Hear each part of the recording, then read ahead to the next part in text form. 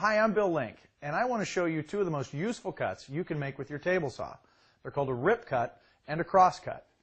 A rip cut goes lengthwise in the board, or with the grain. That's how you cut a board to width. A cross cut goes across the width of the board, or against the grain. That's how you cut a board to length. Now, I'll start with the rip cut. And the first thing I need to do is set the blade height.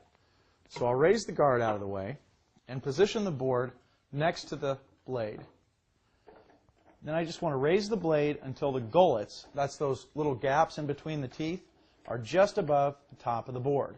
That'll help clear sawdust out of the way while I make the cut.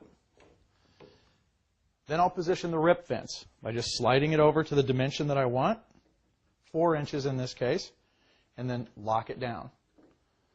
Now, I'm ready to make a rip cut.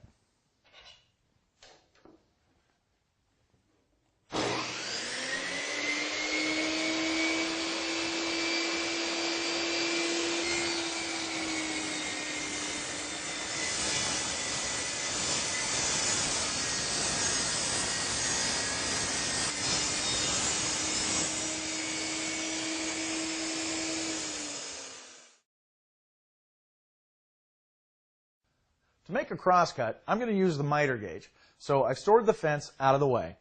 I'll just slide the miter gauge right into the miter gauge slot. And then I'm going to check my setup real quick.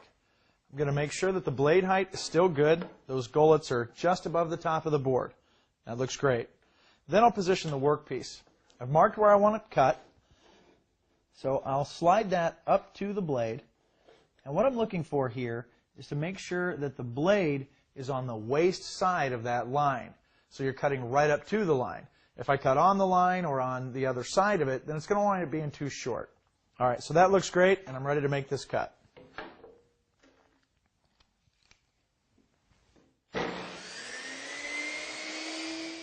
The wood will be resting against the miter gauge as it slides up the T-channel for a perfectly straight and even cut.